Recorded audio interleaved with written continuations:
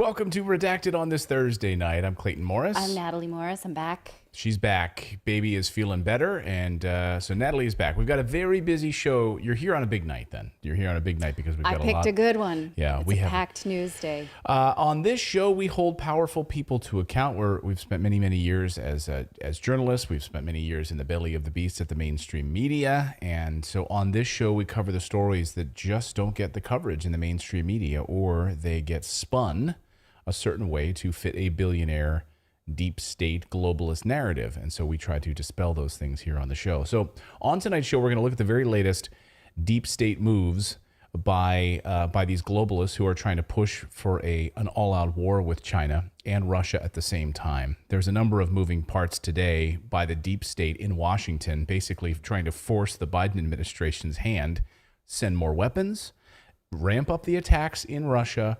Oh, and also, by the way, let's simultaneously show aggression in the South China Sea towards China. So we'll cover that today on the show. Plus, we have a rundown of all of President Trump's legal mountains to climb, new revelations in several different investigations. It's exhausting just following it, but we're going to try. And we're also going to look at mask mandates returning. We'll tell you where those are coming back as the science hasn't changed, but the politics around the science has certainly changed at the CDC and in the United States. And Dr. Fauci speaking out today about basically you need to get a vaccine every 6 months now. That's the way that you're going to protect yourself from now on. For the rest of your life, just getting a booster every 6 months. That's the plan. Will you do it? You can. Let me know in the chat if that's a plan. We're going to cover that story. Plus, we are going to give you an update on the war in Somalia, which is raging just as bloodily, if that's a word, as the war in Ukraine. And it's incumbent on all of us to care just as much. And we've got new UFO photos just released. These were thought to be lost from many years ago. These are arguably the best UFO photos ever taken. These were confirmed by the Ministry of Defense in the UK and the British government.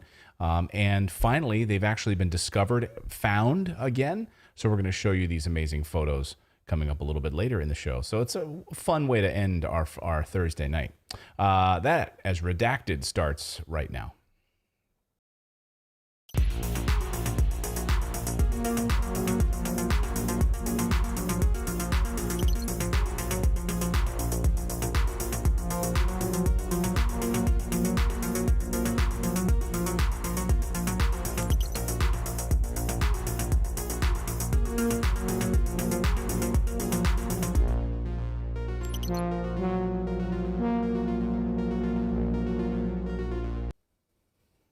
All right, we're back. Thank you so much for joining us today. Thank you for giving me the night off last night. I had a sick 5-year-old, and that was fun. But I think Clayton did a fantastic job holding the fort. Thank you. By yourself. Thank you.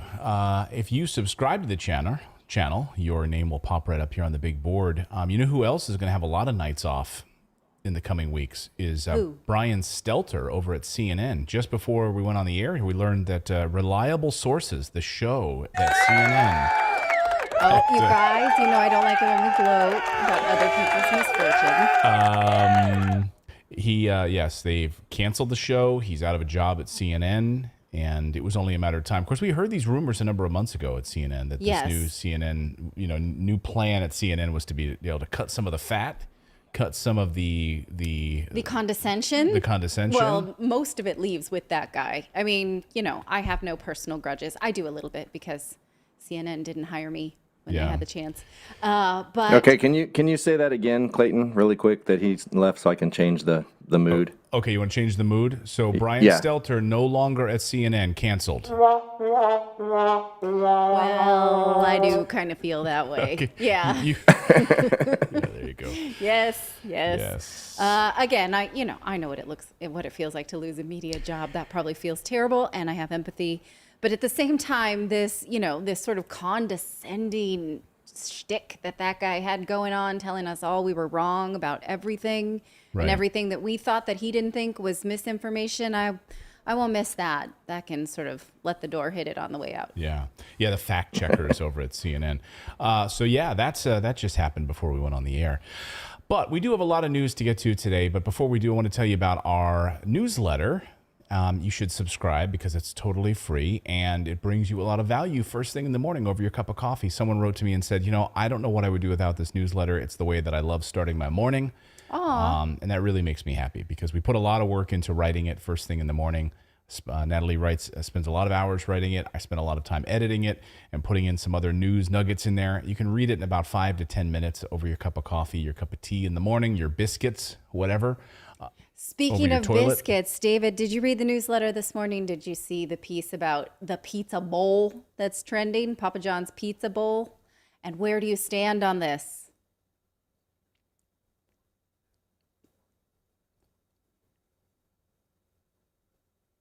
Yeah.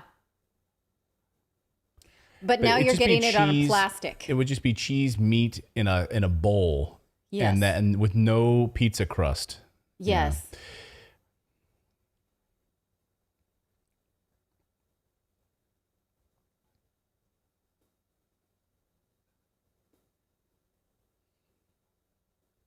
David, now everyone in the audience is saying that you're muted. Are you muted? There's no sound coming from you. But we're not muted, right? It's just you. Okay. So just David is muted. Oh. Okay. Okay. Thank you for letting us know. Can you guys hear us? Just want to make sure. Okay.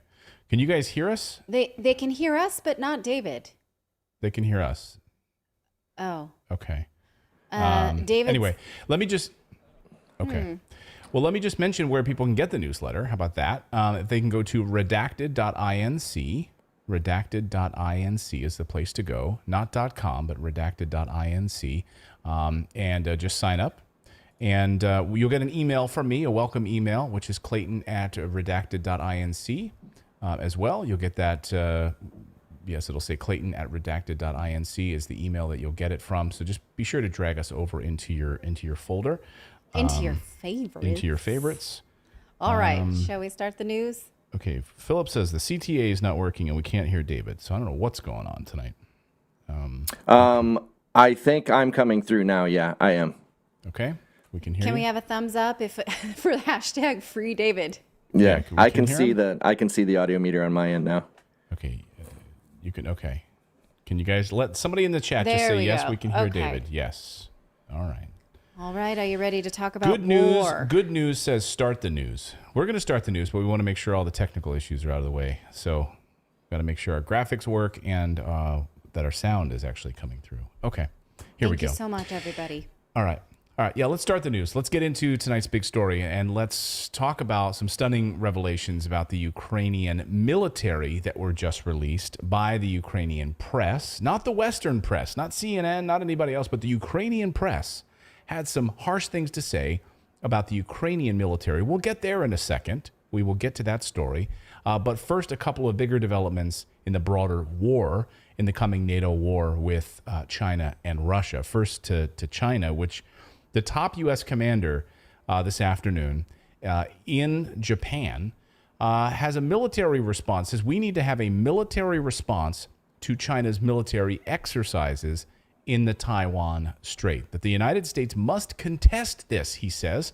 China's recent decision to fire missiles over Taiwan is a gorilla in the room, he says, that has to be contested. So do we? Let me just say, according to whom? According to you, the U.S. military? We need to contest this? For what reason? Because we provoked it. So we provoked it, and now we need to contest it? Yes. Okay, I just want to be sure we're all on the same page. Beijing has carried out huge air and sea drills, he says, this month around Taiwan in a furious reaction to the U.S. House Speaker Nancy Pelosi and a congressional delegation. Those exercises included firing multiple ballistic missiles into the waters off Taiwan. We have the video, right? Firing all of these missiles. Really, this is the provocation. Some of the world's busiest shipping routes. And it was the first time China has taken such a step since the mid-1990s. That's what it is, right? All of these missiles, all of this China attacking over Taiwan. We now have to contest it. And the live fire drills that China was carrying out, we have to contest it.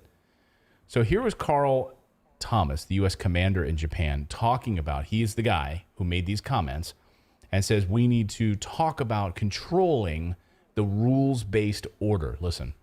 Maritime security is about working together to preserve the international rules-based order, which has proven successful over the past 7 decades. This rules-based maritime order not only protects resources and provides greater maritime security, but reinforces the imperative for all mariners to abide by a shared ethos of professionalism. We all share the international water space and therefore share in the responsibility to ensure that we cooperate and work together to uphold the delicate balance of maritime stability. Okay. Okay. Maritime stability then. Anything to add?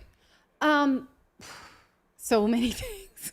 I mean, okay, why is that your, again, if you sort of were to reverse the roles and it was Mexico saying, this is what is going to happen in the Caribbean waters and the United States is not going to have any say over who, it's just, I don't know, it seems very ethnocentric to me.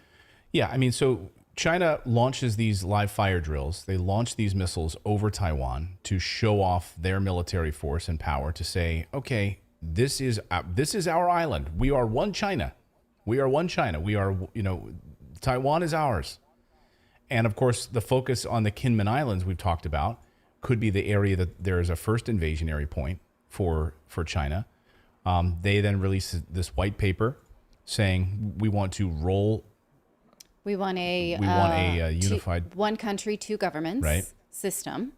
This was China's sort of proposal on paper, right? Almost like a settlement agreement. This is what we're going to do, right? And the United States is sort of pushing China to say, or Taiwan to say, you don't want that. We're going to protect you from all the way around the globe, right? We're on your side. Do not become one with them. Right.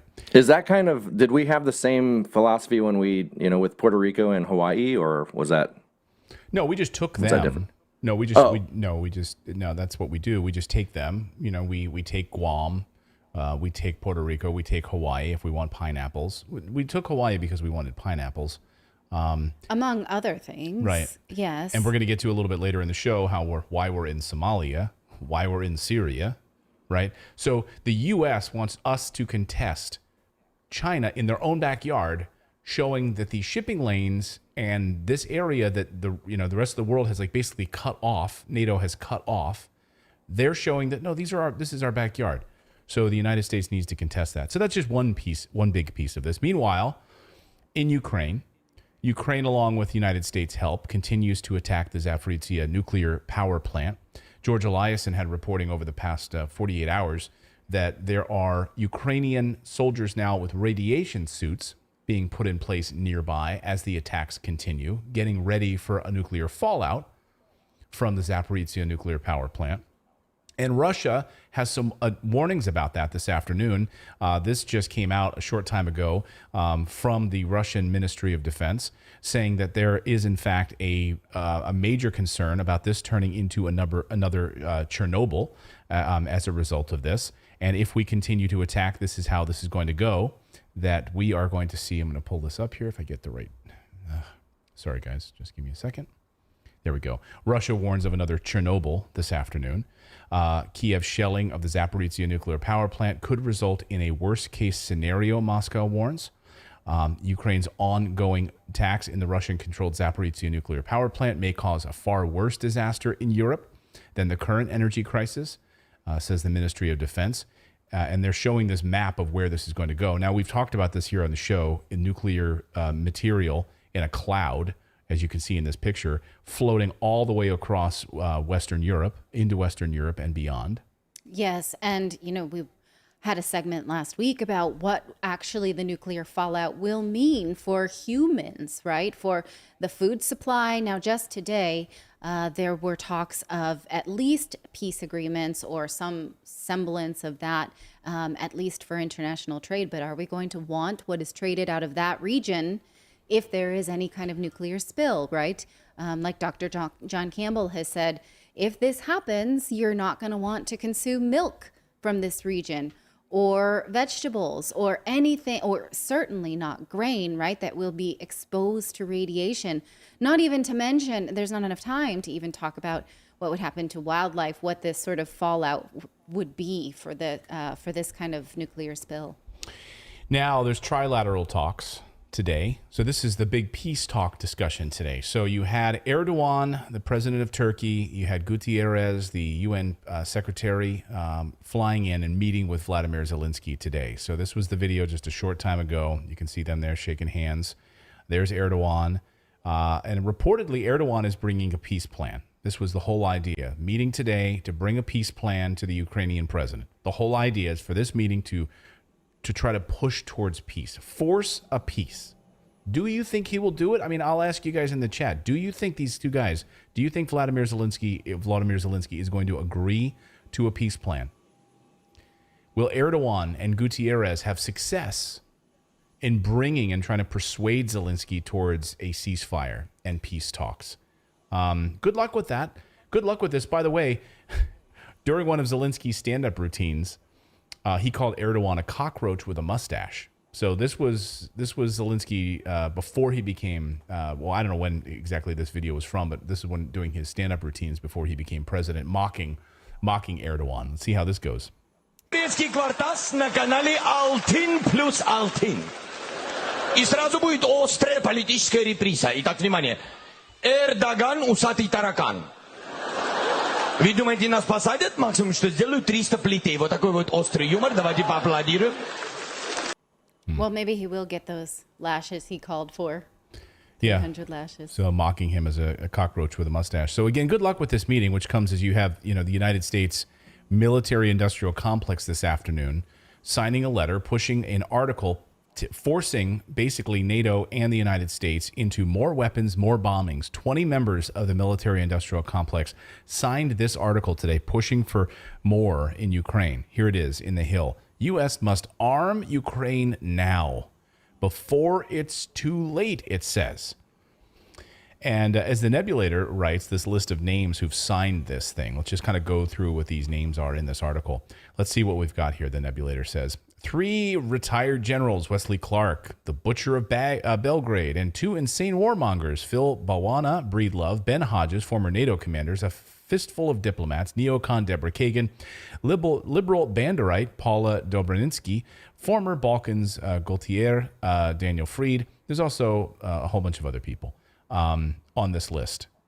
And so these are all people who are members of the deep state, who are longtime military warmongers who are pushing for more.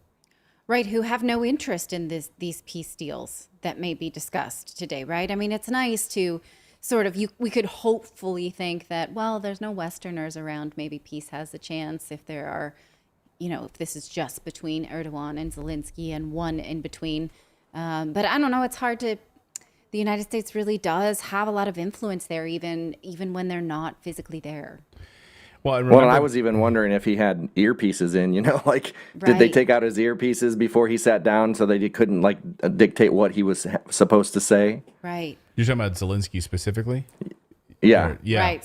So no Western forces can be in his ear, literally. Well, that's the thing, right? I mean, because remember Boris Johnson, right? So Boris Johnson put the kibosh on peace talks a few months ago. He was so worried that Zelensky was going to cave to peace talks that he flew there. Remember, look at this video, this photo here, flew there. Boris Johnson pressured Zelensky to ditch peace talks with Russia, according to a Ukrainian paper. And then, the Sun even reported Russia and Ukraine peace talks are doomed after his visit, says Boris Johnson. Oh, I wonder why they're doomed. Because doomed them. Because I said so. Because I went there and told you not to have a peace talk, not to have peace talks with Vladimir Putin. That's why they're doomed, because I doomed them. Because in the context of this story, it wasn't Zelensky himself, but representatives from Turkey and Russia, from Ukraine and Russia were meeting in Turkey regularly. Mm-hmm. And so there was some sort of glimmer of hope at the time that some peace could be reached, but then the goalposts continue to move in a more impossible manner to something that we've seen is just, it's not possible for Ukraine to take back these areas of the Donbass, to take back Crimea. None of this is really going to happen. So because these goals continue to get moved, people will continue to die in this conflict. And today, new photos emerged showing Ukrainian troops getting training at a field center in Kent, England. So if you're living in Kent, you can drive by and see your British government training Ukrainians for more attacks. These are Ukrainians getting training in Kent. And there's some javelins. And I love this photo. Keep this up there. This is go back. Go back. Sorry. And this photo. So this photo, you can see, like, this is like very realistic. Yeah, it's like a movie set. It does look right? like Universal Studios backlot. But it's designed, it's like this is supposed to be like a Ukrainian village. Like, this is what it looks like. So here's how we do our training, thanks to the British military. And to be honest, it really doesn't look like the United States is interested in these peace talks at all, because the United States has quietly given anti-radar missiles to fight Ukraine. We learned about this today as well, that the U.S. has been quietly giving Ukraine radar hunting missiles that could really be a problem for Russia, according to Business Insider. U.S. Marines loading an AGM-88 high-speed anti-radiation missile. So they're continuing to send as much as they can. A top defense official said this month that the U.S. has been sending Ukraine anti-radiation missiles. The official didn't say which missiles, but there are reports of AGM-88 missiles in Ukraine. But there's another, and again... So it just cracks me. It just cracks me up. It's like, we're going to load the weapons for you. We're going to deliver them for you. We're going to show you how to use them. But sorry, we just can't push the button. Here, you just push this red button right here, and that'll fire it off. Now, here's how you aim it. It's like we're doing everything but pushing the button. Yeah. Well, and I think in many ways we might even be pushing the button now, because if we can justify hitting in Crimea, and we're firing HIMARS, and we now know there's confirmation of HIMARS attacks at the Zaporizhzhia nuclear power plant. So the United States, as Scott Ritter pointed out, should be held in violation of war crimes. The United States actively coordinating HIMARS attacks on a nuclear power plant in Ukraine, using our weapons to attack. And it gets us off the hook. It gets the United States and NATO off the hook if they're attacking Crimea, because they don't recognize Crimea as Russian, right? As Russian territory. So under international law, to them, they can say, well, this is not a violation because this is Crimea. This is not Russia. So we can authorize special forces attacks and on ammo dumps and all sorts of other things. Yeah. And we can pull that off. Meanwhile, finally, the Ukrainian press, this is an unbelievable story, is reporting what we've been reporting on this show for months, that much of the Ukrainian military leadership has been a total shit show. And this investigation was just published by the Kiev Independent, and it's being silenced on social media. But we wanted to share. Put up the one that says Kiev Independent. Sorry, I got the wrong order there, Philip. If you go to the next one, there we go. So this is from the Kiev Independent. And it's being silenced on social media, but we want to shed light on it here. Back then, this is a story we're going to get to in a second, but because back then, when all of these stories were breaking and we were covering it here on the show, now you can go back to this. Ukraine was pushing out fake news in their press. Reports coming out of Kiev, like this one, for instance, like this was total fake news. Reports coming out of Kiev that Ukraine of a soldier being nicknamed as the Ukrainian Reaper, who's killed over 20 Russian soldiers on his own. He's a hero. Like we heard about the ghost of Kiev. Like all of those stories were coming out when they should have been covering the truth, and they weren't. So they were spinning out propaganda. Well, now the Kiev Independent is reporting on this massive story with the headline, Suicide Missions, Physical Abuse, Physical Threats, International Legion Fighters Speak Out Against Leadership's Misconduct. Now, this is a Ukrainian report. Now, I love at the very beginning of this article, there's a massive disclaimer. They put up this massive disclaimer. Maybe they learned about how Amnesty International got in trouble, right? So here they have this massive disclaimer at the top of the news article that says the Kiev Independent is publishing this investigation to shed light on the alleged abuse of power in the leadership of one wing of the International Legion, a legion created for foreign fighters dedicated to defending Ukraine as part of the Territorial Defense Forces. The members of the Legion's unit say that they reported their commander's misconduct to Ukrainian law enforcement, the parliament, and Zelensky's office, but they saw no proper reaction and thus turned to journalists as a last resort. Soldiers who pointed at the problems within this unit of the Legion claim they received threats for speaking up for their safety. Well, we do not disclose their identities. Boy, do they go into some details here about the top intelligence leadership running the wing of the International Legion for the Ukrainian military. All sorts of abuse, theft, sending soldiers totally unprepared into missions, but most notably, suicide missions. Knowing, like, they're literally like almost like kamikaze style. Hey, just go run right out there. Just go run right up to that tank, please. Like, just, no, it's an order. Just run. Just go. You're going up to that tank right now.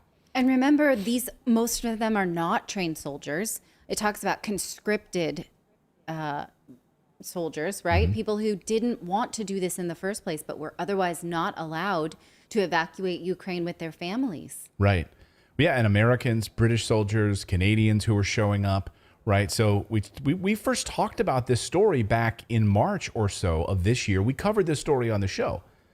We got in trouble for covering it, of course, but Americans were joining up with Ukrainian army, and these Americans who went there, who wanted to shoot some Russians at the time, right? What they saw there shocked the hell out of them. And here was one American soldier. We featured this guy at the time. He got the hell out of there. This was an American. He was blasted all over social media, by the way. People mocked him like crazy. Liberals mocked this guy. They called him a wimp. They're like, look, this guy's probably a little whiny baby. Like these liberals who've never left their house. They're making fun of this guy. And they mocked the heck out of him. Well, it turns out everything he was describing was just confirmed by the Ukrainian press in their investigation of the Legion. Here's what he had to say about the leadership and what he was being told to do. Listen. So for any of you who are wondering what is going on, all right, we were part of the Georgia National Legion, the 102nd Ukrainian Territorial Defense, okay? Our base got fucked up. The base right next to us got fucked up. Americans, British, tons of British dead, all right? They're not saying nothing. They're counting our dead as their dead. They're trying to send us to Kiev with no fucking weapons, no kit, no fucking plates. The people who are lucky enough to get weapons are only getting magazines with like 10 fucking rounds, okay? When they wanted to send us to Kiev, we said no. Our whole group, a bunch of Americans, Canadians, British. So they told us we had to get the fuck out or they were going to shoot us in the back, all right? So me, this British guy, and another American, we fucking hid in the back of an ambulance to get out. We got to the border, and it was a whole nother mess. When you get to the border, anyone who has kit, anyone who has any military shit, they're fucking pulling you out of the line and they're sending you back to the front. We got dropped off about 5 clicks from the fucking, from the border, and we walked. And we get to the border, and this humanitarian group with a bunch of ex-SF veterans from England pull us to the side and say, you need to get, like, pulled us out and fucking, like, hit us. And they were like, you need to dump all your kit. They're pulling people out, cutting up passports, sending them back. So we dumped our shit. We got, like, in all of our fucking, we got in, like, Red Cross vests, and they had, like, fucking humanitarian passes to get us through the Ukrainian border. People need to stop coming here. It's a trap, and they're not letting you fucking leave. The best way to leave is like in a Vic or a car or something.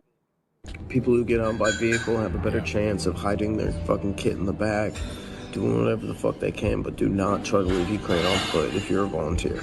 So do not come here. Do not come here. Some people in the chat saying, isn't this old? Yeah, this was from March, right? We reported it then. But it was radio silence from the Western media. Like, what is going on in this? What's going on in the Ukrainian military? Like, why are they? Who's run the show over there? It's a total disaster. Well, now many in the chat are saying, why'd you go there in the first place, right? Because this guy bought the line of the media that they were in need, that they, right? Like he believed in something, right? Thought it was a noble cause, and then he gets there and sees something like that's not necessarily his own fault. I agree. It's an aggressive move to volunteer for an army for a fight you're not involved in, though. Well, there are those people that are just like bloodthirsty. They're like, hey, I'm not in the military anymore. I've got some guns. If I can go shoot some Russians like it's 1985. I've been in lockdown for 2 years. let's go. Right. And, Yeah. and not being educated on what's Commando actually Carl. happening. Sure. So anyway, it's a fascinating read. I would encourage all of you to read the Kiev Independent story about this and this investigation, but to hear it from the Ukrainian press writing about the dysfunction and the abuse inside of the Ukrainian military. I wonder if they'll shut them down. Right. You know, like, you cannot say this because it will dry up support for our profitable weapons trade. So yeah. I have something big I'm working on for the show, for this channel, that I'm working on about that specific history of America's imperial power that I'm working on, writing it, and hopefully we'll be producing it in the next few weeks. Little sort of documentary style that's going to be released here on the channel just about that very specific topic. So stay tuned for that. We had a super chat from Syket, I think, saying, why can those Ukrainian soldiers go to the UK if they haven't been able to leave Ukraine? I had the same thought, like, oh, they can spare a few to go do some training, because I thought it was they needed every bullet, you know, like they need how every does bullet, that work? they need every man. Right. Yeah. I mean, that's this a is good why. point. I mean, this is why they've been releasing prisoners. We've covered the story here that Ukraine has released all sorts of hardened criminals. Yeah. And they've armed them to the hilt, right? So now all of these, former, all the worst of the worst, they've let out of prison and they've armed them and they're allowing them to fight. And now this afternoon, actually, the SBU, which is the security service in Ukraine, has gone around and started arresting these people, because it turns out it's not a great idea to hand out massive amounts of weapons to hardened criminals. So now they're going around and trying to arrest them again. Well, and also, if you think about the guy that you just showed, you think of how hard it was for him as an American to leave Ukraine. Think about the Ukrainians that are stuck there. You know, you're saying like those guys didn't really want to fight in the first place, but they're giving them orders to go stand by that tank, and they have to do it knowing that what's going to happen to them if they don't obey that order. Yeah. Right. Right.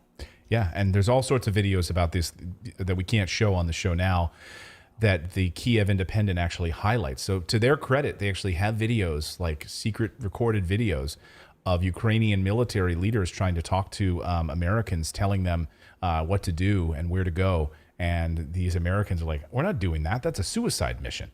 So to their credit, they've got that.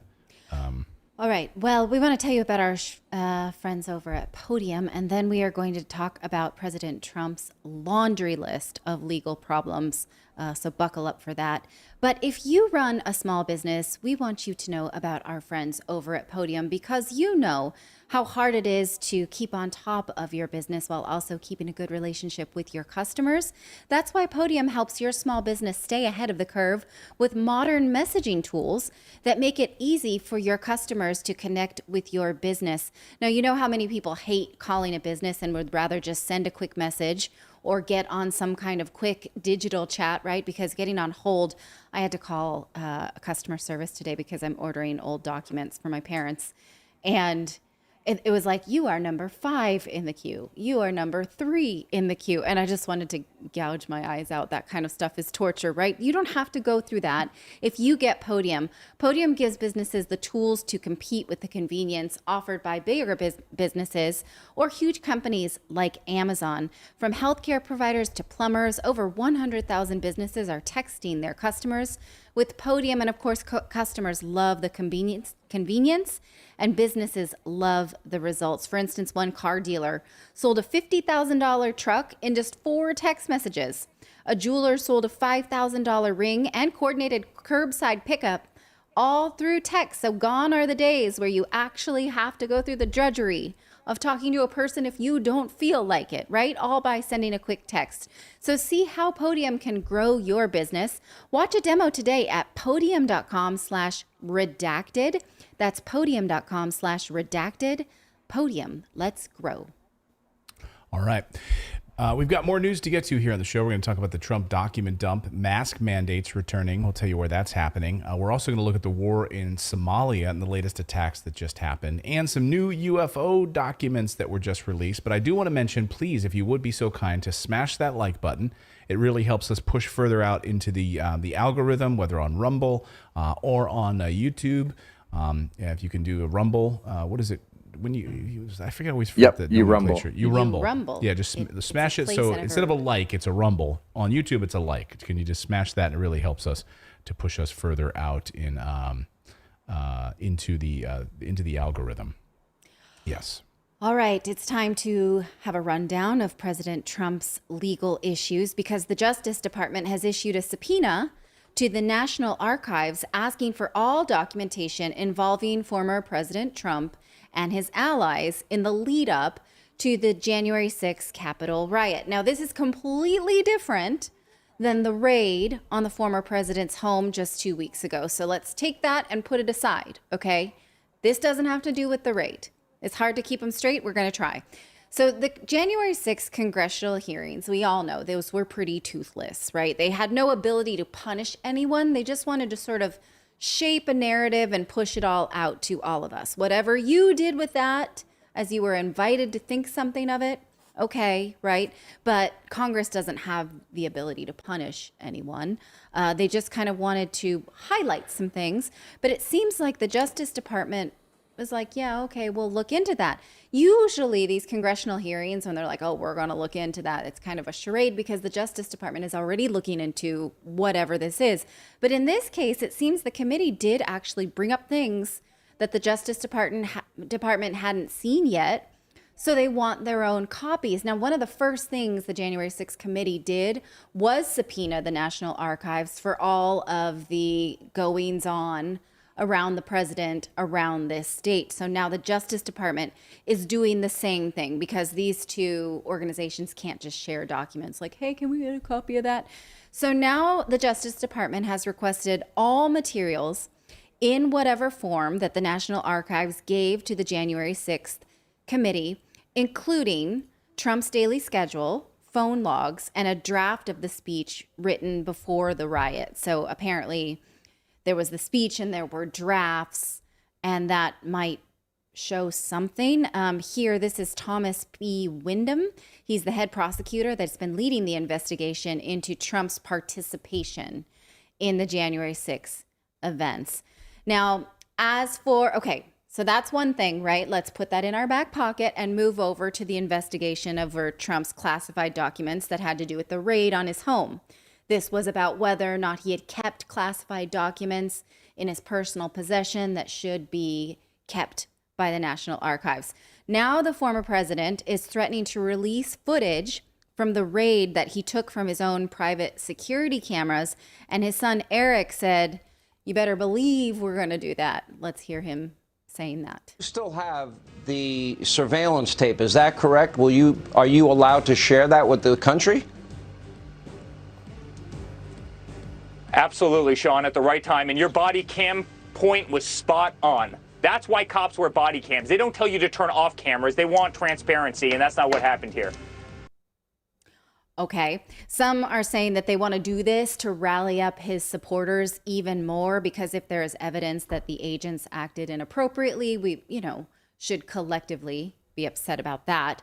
Now, the agents reportedly asked Trump's attorney to shut off surveillance cameras when they came into his house, and apparently the Trump team refused. So if they did, in fact, if that's true, right, then there might be some footage. If they did not refuse and they complied and turned those off, we don't know, right? Trump continues to maintain that he declassified the documents that were in his possession. So now activists are filing freedom of information requests to see those documents if that is indeed true. So that's an interesting turn, right? So if they were unclassified, then we all can ask for them. So now activists are looking into that. What we'll see about that, I'm not completely sure. Well, they said, and they filed that call to activism. They're the one that broke that story, that side of the story, and saying because it's now declassified, we can reach out and file Freedom of Information Act requests.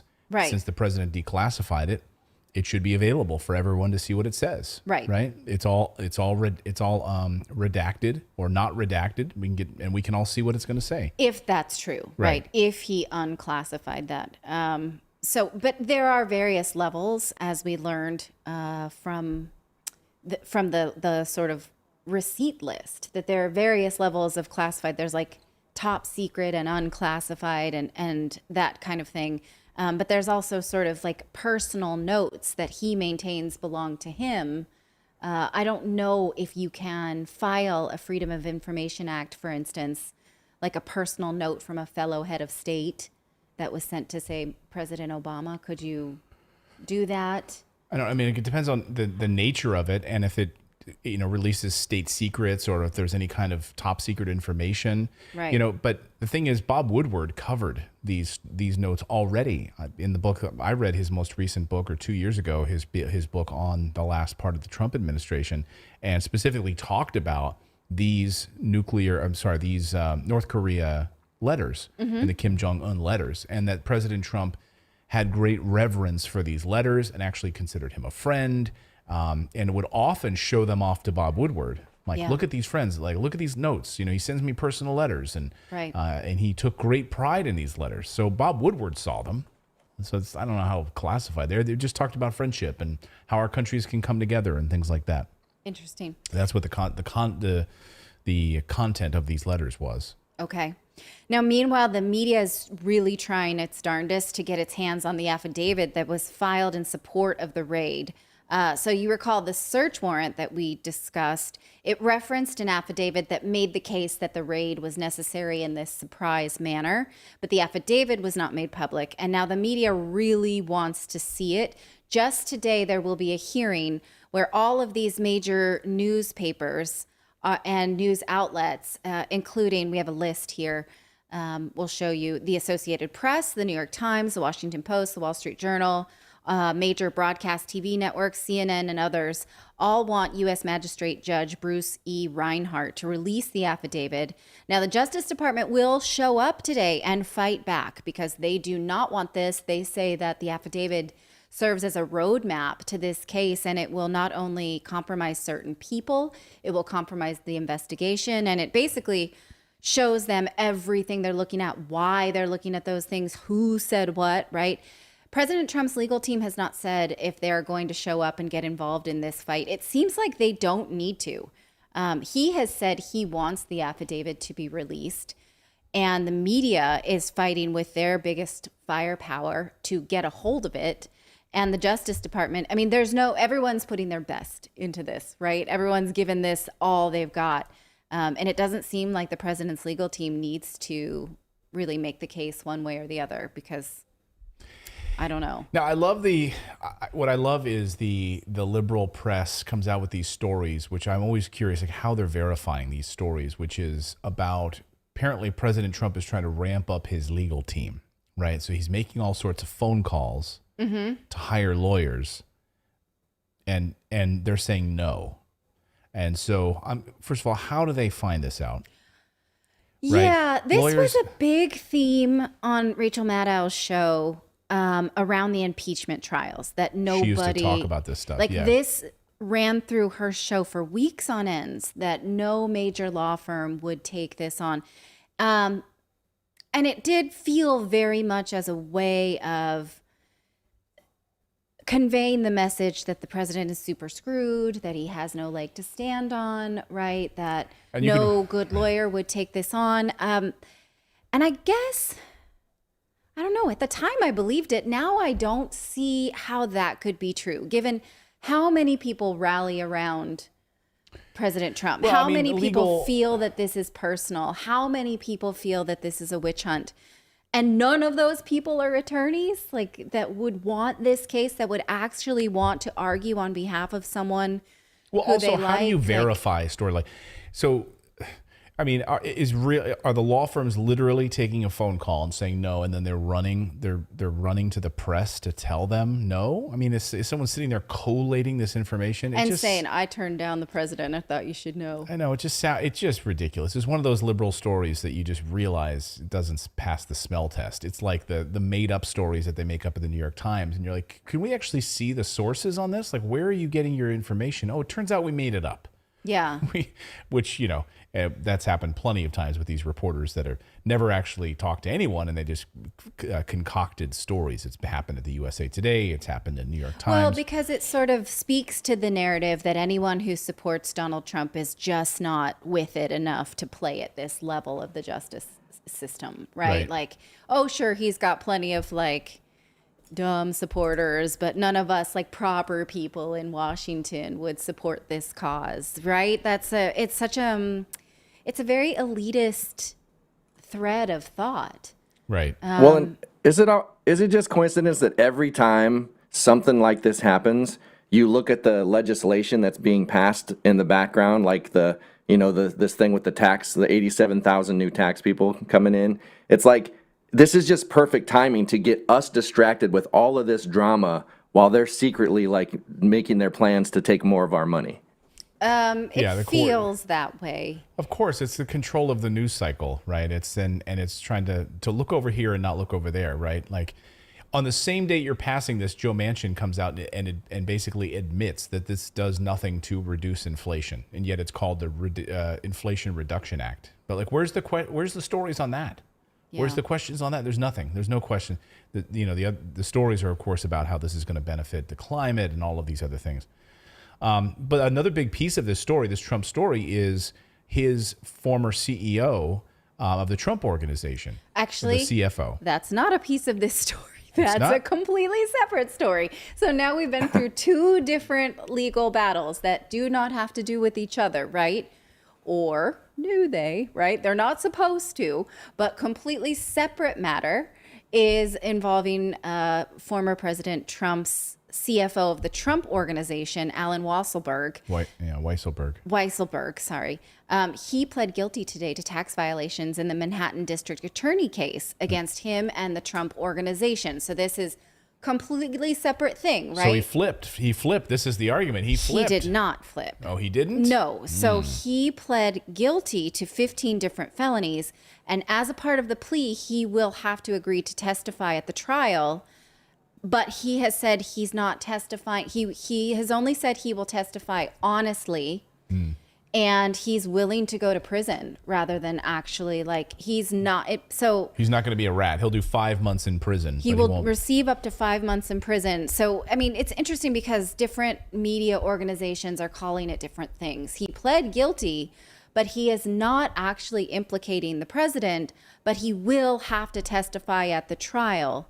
And he will also be forced to pay back nearly $2 million in taxes. Now, this was an investigation over whether or not he had taken compensation from the Trump Organization and not claimed it on his taxes.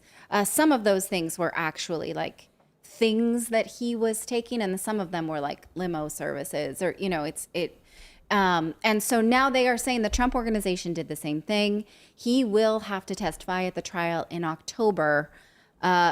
But I think many people are calling this a loyalty move, saying he's willing to plead guilty and testify honestly, but he's not actually going to give them Trump. Well, he's 75 or something. So he's going to get 5 months, but actually they're going to put him in Rikers, they said. Rikers prison. Well, that's not a place you want to be. Oh, wow. I was just getting ready to say, generally these guys go to federal prison, which is basically like Club Med. And if you happen to be there at the same time as Martha Stewart, you probably eat well. But I don't remember if you remember Goodfellas, where they were making spaghetti and had all the garlic in the federal prison. It's like a totally different life than our prisons. Well, now, today, trending on Twitter is the verb Epsteined. Epsteined. Because people worry that he could face a similar fate when he gets to this 5-month sentencing. So it's interesting. I see in the chat room are saying, yeah, that's flipping. I think a lot of people, it's nuance. Because if you flip, if he's making a plea agreement where he's going to then release information, right? I mean, if he's pleading guilty, it could be that he's not releasing any information, that he's just pleading guilty so they don't have to waste the state's money to go through a whole trial, right? So that could be where his plea agreement, he'd get a reduced sentence if he just agrees to it. That they don't have to spend taxpayer dollars to put on a whole trial, get a jury and do all of that, right? That could be the plea agreement. But another part of the plea agreement could in fact be that he will continue to hand over information. Right. The deal said he must testify truthfully at the trial. It did not say continue to cooperate. So I don't know. Some are saying this is a testament to his loyalty to Trump, and some are saying no, this testifying at all will be damning. But Not all sure. of this, so all of this move by, you want to call it a witch hunt, whatever you want to call it, and you want to, it doesn't matter what you call it. Well, what it does is it makes Donald Trump way more powerful. Way more powerful. So if You think? I mean, these are Yeah, I mean, look at the amount really of- painful battles for him to be fighting, though. I mean, he can act like he's, like Kim Iverson said on our show recently, I think he's scared. I think these are awful things to be facing for any human being. And I think whether he did these things or not, whether he deserves it or not, it is a firestorm. It's hard to say if he's scared. I mean, who knows what's inside the mind of somebody, right? But he's been dealing with this kind of stuff since the 1980s. This is really hot, though. These Well, are and I was gonna say, like, it's more like maybe it's his ego that he feels is damaged, because everything that happens, every time they try to do this, he comes out even better off than he was before. Every single time, it's like they don't learn, and I think that he just doesn't like when his ego. Because like it like initially, yes, some of that information is like because people think that is what happened. So he does have to prove the other thing. But again, I think just like everything else, he's going to come out on top of this.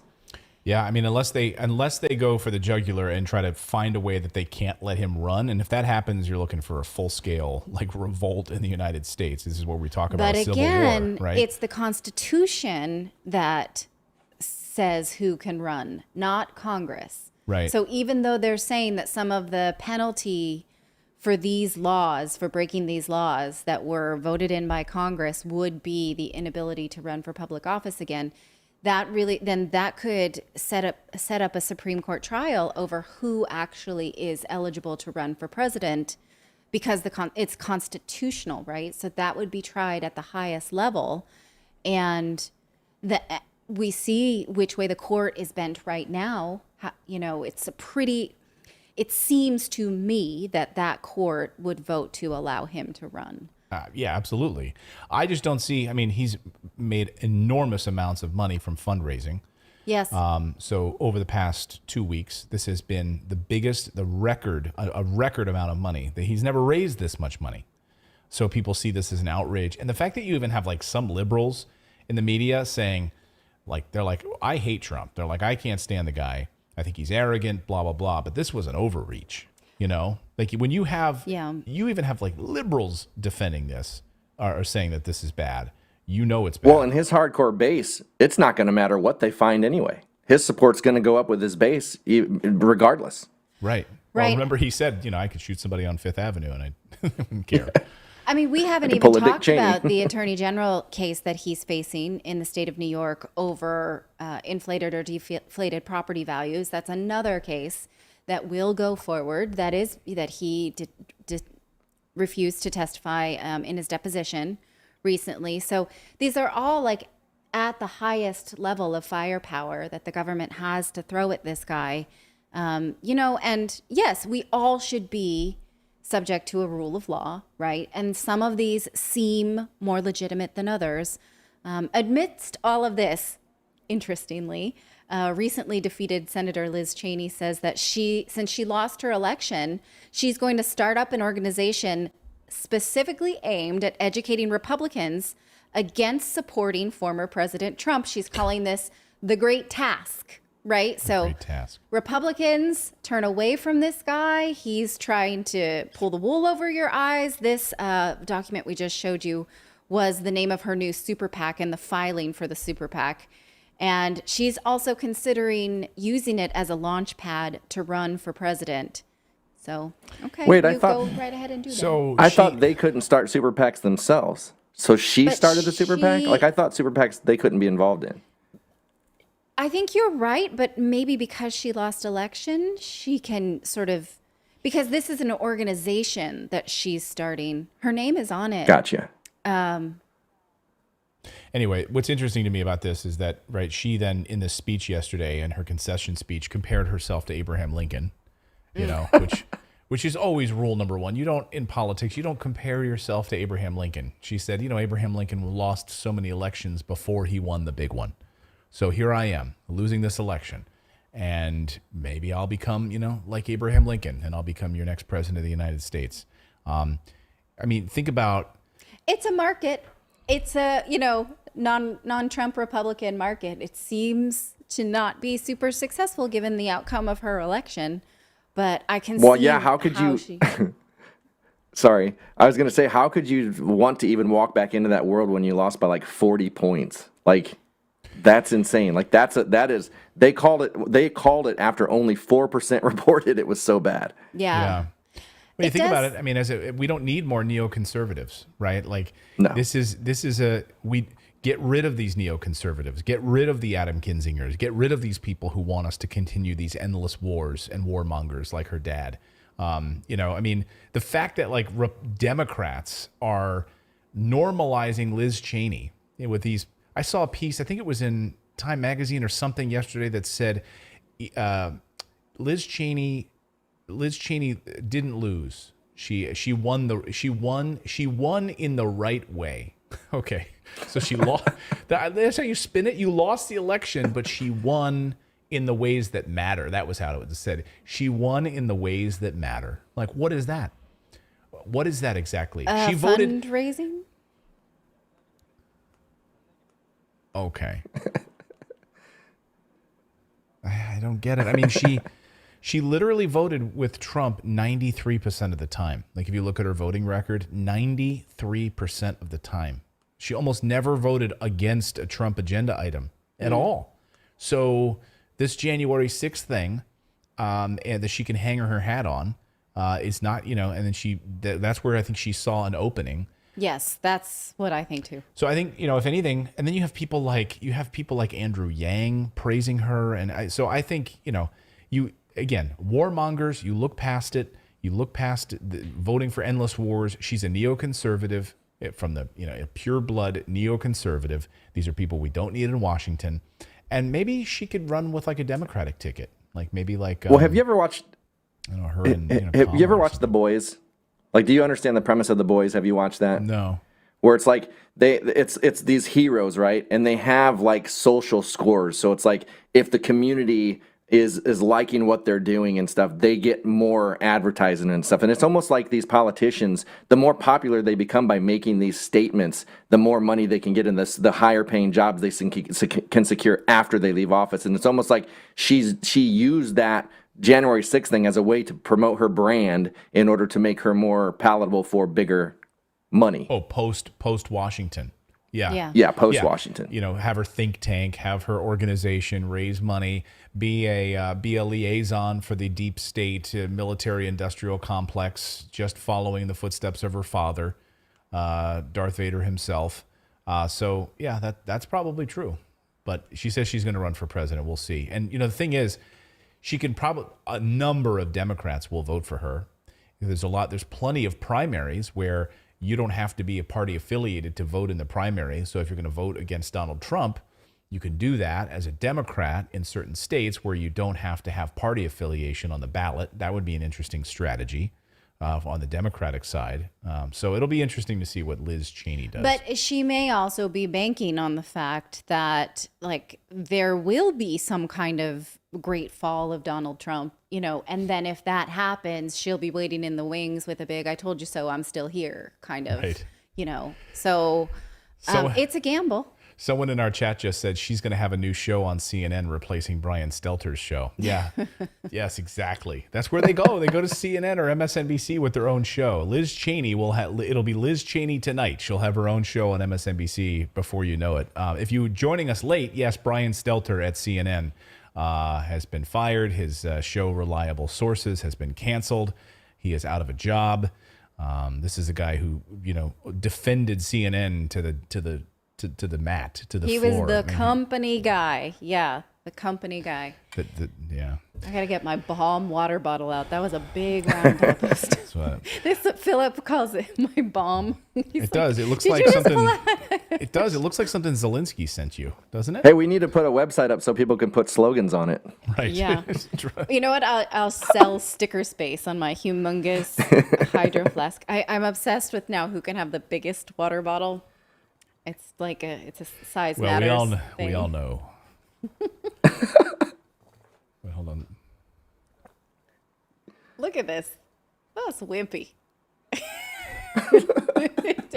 But does yours light up? Mine doesn't light up, but I just All right. Refill, refresh. After that. Get some water in you. Refresh. Hydrate. Very important to hydrate. You got to hydrate. You got to hydrate. Everyone's got to hydrate. We got more news to get to. We're going to talk about mask mandates returning. Woohoo! Can we hear some applause for that? It's about time. Yes, exactly. Tomorrow in the newsletter, we're going to have a deep dive on that, on how children, so you've got to read our newsletter. Go to redacted.inc. You said our CTA is not working. So there's a graphic that usually would pop up on the screen here.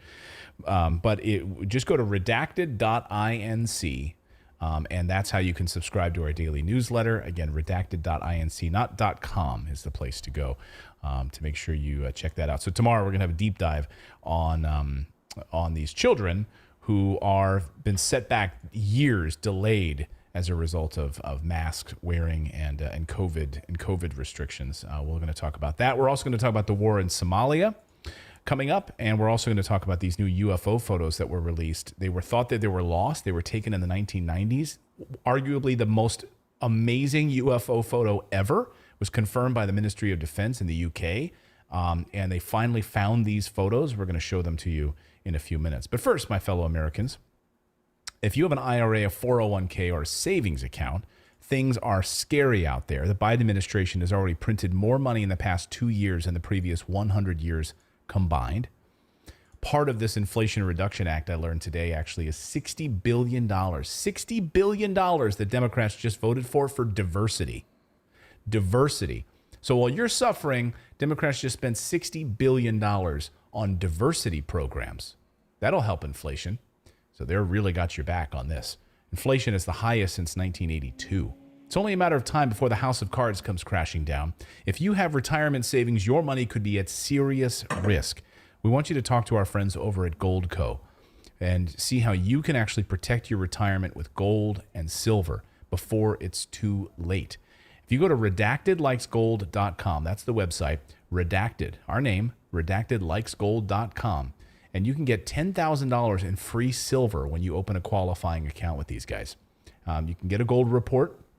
So when you sign up, you'll get a gold report. You can see and learn about it, how you can actually get physical gold and silver at your house in a safe or held in a vault offsite in Singapore or Switzerland. You can do that very, very easily. I know it sounds scary, like James Bond level stuff, but it's not. It's actually quite simple.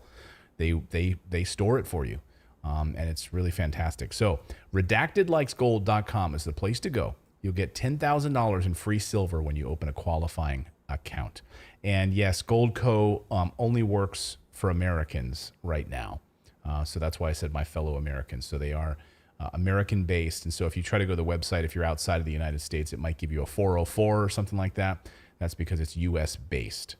But you can still use a VPN, and you can get your gold report, and you can learn about actually maybe buying physical gold in the United States and having it stored in the United States as well. So a couple of different options for you to check out. Okay. Thank you so much for joining us. I hope all of you, I wonder how many of you are new and subscribed here. Let me know in the chat. You have to be subscribed to be able to chat. I think that's the way we have it set up here. Subscriber only correct. Chat, right? Subscriber only chat is set up. Yeah. They store it for you, Lee says, but that means you don't have it. Well, again, you can store it in your own safe in your house, okay? This is what a lot of our friends do as well. You store it in your house, like our friend Robert Kiyosaki has a safe and stores some of it in his house and some of it off-site in separate vaults. I don't know that you want to keep all of your precious metals in your house, but if you have a storage solution, go ahead. No, learn from Trump. You should not do that. Yeah, well, I guess. That's pretty good, David. Yes. That's exactly right.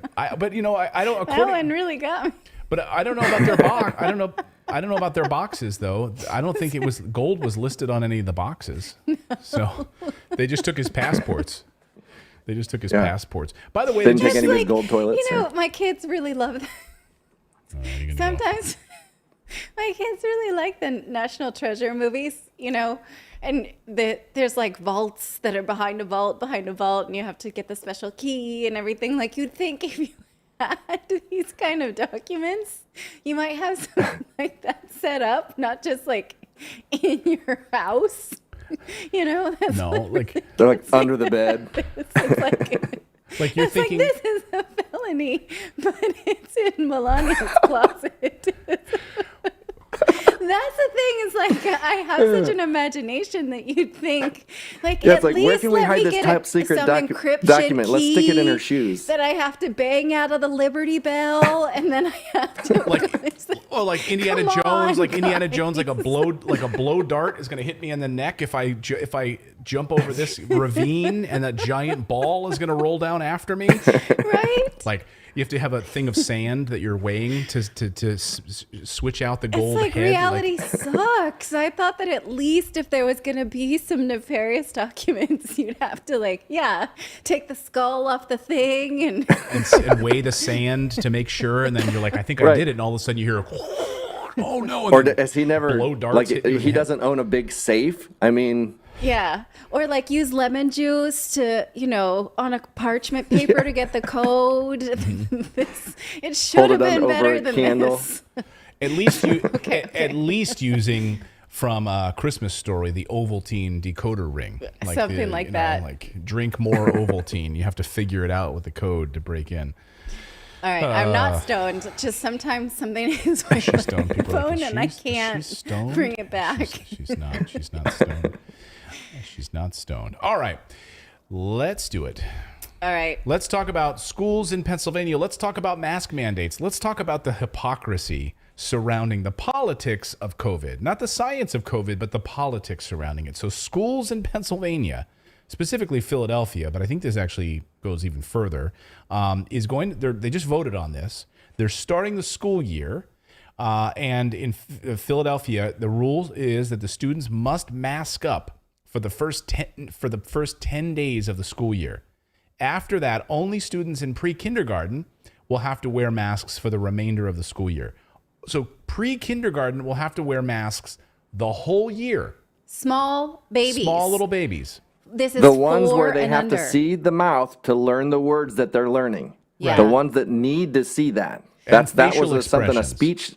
Yes. Yeah, a Yeah. speech therapist actually said she's never seen such a number of kids that can't pronunciate words because they didn't see the mouths forming them. It's I like don't that's think the most critical pronunciate time. is a word. Or even with that, like David, who doesn't wear a mask, said pronunciate. Pronounce. You're killing me today. If you can't pronunciate, maybe David needs to wear a mask. Maybe not. Maybe not. I do want to say. But that's a great point. No, we've had, and we actually talked to a school administrator who talked about not only the speech that David was talking about, the eyes and the facial expressions, like to learn emotion and to have that connection with students. Well, she specifically, this was a school meeting we went to, and Clayton asked the principal about, the sort of the detriments of wearing masks on learning. And she said there are a lot of the younger ones that are unable to read the emotions of their teacher, and they think they're in trouble when they're not, right? Because they can't see the full facial expression. And, we have a 5-year-old. And always the rules have been that she's too young to wear masks. She doesn't want to. She doesn't like it. If this were the case, that the youngest ones now would have to wear the mask where my kids were in school, I would freak them out. But what can you do, right? If you can't afford a private school, you can't take your kids out of school and homeschool them, right? You have no choice. These are small babies. So why did the school districts do this? I want to sort of look into because they're saying, well, we're following the CDC guidelines and they think this. So let's look at what the CDC guidelines are. The CDC school guidelines do in fact suggest masking in schools for high COVID-19 community levels, right? They're saying indoor masking in schools in high community levels. And in ECE, that's early child education programs, is recommended, as is in the community at large. But then, okay, if you go to the CDC website and you search for Philadelphia County, it's not at a high community level. As of this afternoon, the CDC calls Philadelphia County a medium level of COVID. So in fact, the Philadelphia school guidance says that pre-K students have to mask Actually, year let me show round. this here. Let me pull this up on the screen because we have a full screen, but I think we missed it here. If you want to take mine here, Philip, I think you skipped over it. There we go. So they're at Philadelphia County, medium level for risk right now. So yeah, again, why? And the CDC further says that people in a medium level community may choose to wear masks, right? But little babies may not choose. They must wear a mask, according to Philadelphia.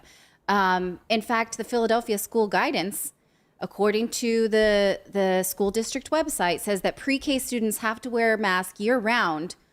Look at this next screen.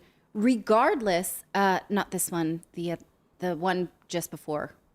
Sorry, I'm going. Which one? Are you going out of order here? I'm not. Which one are you looking at? The one he had up before, and you said not that one. We skipped it. What does it say? Okay, it says. What's the name of it? It's called Philadelphia 1. Philadelphia 1. Okay, I have it here. Okay. It says that students and staff at pre-K programs must wear masks at all times, regardless of the community level.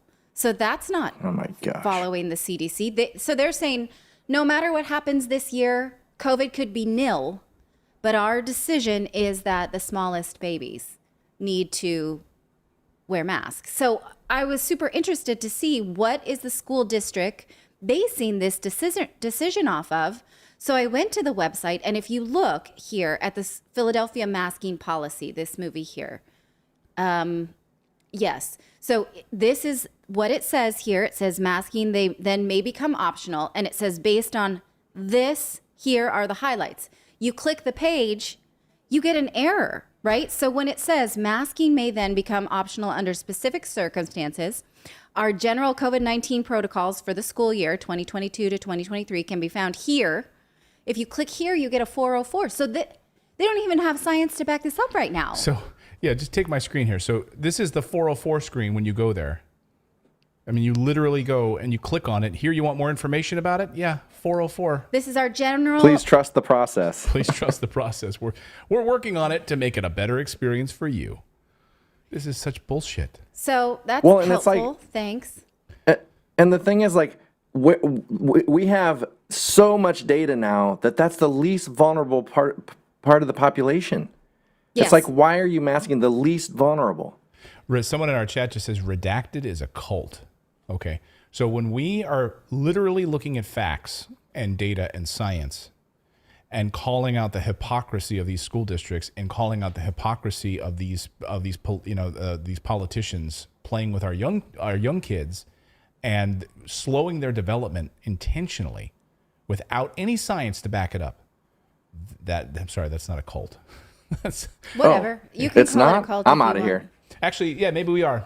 Yeah, let's make it a cult then. Well, do you know the difference between a cult and a sect is a spin-off of an existing doctrine, and a cult is like a brand new thing. So our new thing, this cult that we have set up, right, is just asking relevant questions. Yeah, we question everything. So that's our okay, cult. that's the cult. Fine. That's the Redacted cult. Welcome to the Redacted cult. Let's get back to the subject at hand. Now, the CDC recommends masks as a choice, not as a requirement for Philadelphia. Now, about these pre-K babies, though, the CDC even acknowledges that masking can be a risk. This is from the CDC's website. It says, because mask use is not recommended for children under 2, may be difficult for very young children or for children with disabilities who cannot safely wear a mask. So these ECE programs and K through 12 schools must consider other prevention strategies, such as improving ventilation and avoiding crowding when the community level is medium or high or in response to an outbreak. K through 12 schools or ECE programs may choose to implement universal indoor masks use to meet the needs of the families they serve, which could include people at risk for getting sick with COVID. So, okay, what is the science behind these recommendations about masks, though, right, that the CDC is using? The CDC site does cite some science, but it is cherry picked. For instance, the section on masking as it pertains to children says, well, here's some studies. A study of 60 elementary schools said there were no cardiovascular effects. Some say that, there was no problem with instructional time. But there is potential, they say, of impact on masks on language and emotional development, has been examined in some studies, and some research suggests children and adults, and especially toddlers, have difficulty inferring emotion from facial features presented on photographs of persons with their lower facial features covered by masks. But then it goes on to present like, but most of them seem to be fine. These 7 to 13-year-olds all seem to be all right. Basically, their conclusion is, yeah, that's a problem, but if you force them or you teach them, basically like, you may have to coax them into it, then it's all good. It's all going to be okay. I noticed here in this section, it does not address the effects of inhaling microplastics, which has been documented. Yeah, this is horrible. So you think about, we know how horrible plastics are for the earth, right? But think about them in your lungs and the microplastics, like the little fibers and the microplastic fibers that are being breathed in. Yeah, breathed in on a regular basis. And then I think that's the correct pronunciation. No, it's pronunciating. I mean, think about that. Every day, all day, these kids are wearing these things that they're sucking in these microplastics. Yeah. Yes, here is a study we talked about here on this show about how microplastics can be found in even cloth masks. They are less likely in N95 masks, but most of these cloth masks that we send these babies to school with, they've even found portions of the fibers on lung tissue. As for children's ability to discern emotions, basically the CDC is like, meh, some say that this is true, but a new study from Rhode Island Hospital finds that this is in fact true. These two studies from the Lena Prof Foundation found that pandemic babies engaged in verbal interactions less than pre-pandemic babies, and mask mandates hindered their ability to watch adults' mouths to learn to speak, and experts are pointing to the increased screen time, which is, always the bane of every parent's existence, plus other research suggesting that mask wearing is a factor. There are also studies that the CDC does not address, right, because it doesn't want anything to do with it, that show that mask wearing can make COVID exposure worse, given that you would get a bigger viral load if the virus gets trapped in your lungs while wearing a mask, because you can't naturally exhale as you would otherwise if you weren't. This is called the Fogan effect. Now, this is a causality study, a correlation study, not a causation study, right? But they found that counties that had no mask mandates had a lower fatality rate than counties that did, even with the same number of outbreaks, because they thought, what they think is that the virus then will just be trapped in the mask with you, right? So these are disparate studies. We're showing you the ones the CDC that picks that says masks equal good. There are also some that the CDC doesn't address that would indicate masks equal bad, right? So we have to balance this information, but the pre-K children have not been shown to be at high risk for COVID. That's never been the case. So, it's no wonder that so many kids just don't want to be at the mercy of school districts and are just not enrolling in public schools. Well, and this is the other big piece of the story, right? Not every family has the choice to be able to bring their children home. But this study came out today, and to me, it follows in the footsteps of these masking rules, which is that nearly 2 million fewer students have enrolled in public school. Look at this. This is an unbelievable study about how the pandemic has changed the way children are taught, with more families opting for less traditional forms of schooling. 2 million just saying, we're done. We're done with the schooling process right now. Yeah. We're tired of this. I mean, I don't know what I would do, if this came out and they said my 4-year-old had to wear a mask, I would freak out. And, I guess I would just either homeschool or... I would. I mean, we would. What else are you going to do? Because I don't want you saw the revolt in Italy, right? Yeah. In ridiculous heat. And these still had these mask mandates for these children. They're in these schools that don't have air conditioning and they're sweating. Yeah. And they're wearing these masks on top of it, and you can't breathe, and it's just miserable. So again, in tomorrow's newsletter, we're gonna have a deeper dive on how COVID has really dramatically affected the kids. So you want to subscribe to our newsletter. In our school that our children go to the oldest children had to wear the mask the longest. The babies never did. Yeah. It was always a choice. And so to keep this on the smallest ones, I don't understand it. Related to this story is that the CDC knows that they have a public relations problem. They were basically absent for the first 5 months of the pandemic. They kind of sat it out, let Fauci do all the talking. Now the CDC is saying, hey, we really feel like we're going to rebrand ourselves. CDC Director Rochelle Walensky today saying she wants to improve how the agency shares information, develops public health guidance, and communicates with the American public. What that means, I don't exactly know, but they're just saying we're gonna get a makeover, right? We're just basically. Her statement today said, for 75 years, the CDC and public health have been preparing for COVID-19. And in our big moment, our performance did not reliably meet expectation. So that was her statement, or rather her understatement. Yeah, I mean, and then you have these guidelines, like the CDC updating their guidelines. Let's put this up on the screen. Those exposed to the virus no longer required to quarantine. Unvaccinated people now have the same guidance as vaccinated people. Students can stay in class after being exposed to the virus. It's no longer recommended to screen those without symptoms. I mean, all of this. So I have a question. Major changes. Can we have our YouTube suspensions removed then, please? Because those are no longer valid. Right. Yeah, I mean, think about how many people got silenced on social media, on video platforms. Think how many doctors. Look at the were doctors' kicked off. Yeah. reputations. Yeah, Yeah. unbelievable. I mean, you're actually starting to see a switch now, because even like Dr. Peter McCullough was asked today, and I actually saw it, it was on social. He was asked whether or not, like, what is the plan here? And Dr. Fauci came out and said, really, I think by getting vaccines every 6 months, boosters every 6 months is going to be the answer going forward. And Dr. McCullough predicted this. He predicted it ahead of this, and he said what they're going to want is us to do this every 6 months to get a jab. That's going to be from here on out. And we saw record profits. I saw the new record profits from Pfizer and Moderna for just vaccine sales alone. It was like $36 billion on just vaccine sales just for the pandemic. Well, and they have I don't know if Paxlovid is the one they were doing it with, but they were trying to create a pill that was 2 a day, and they wanted that to be, you took 2 pills a day. Like, that was it. That's how you kept it away.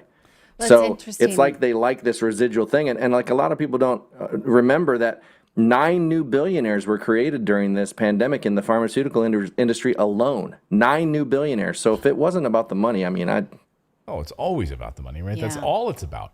Because it wasn't about the science, right?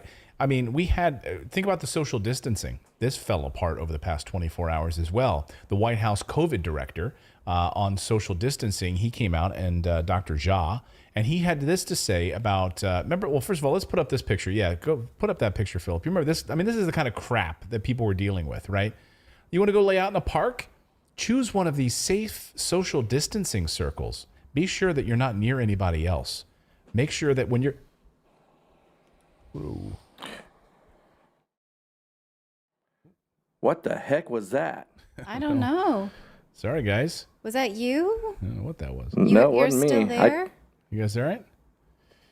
I'm here. Can you hear? I took the volume down really fast.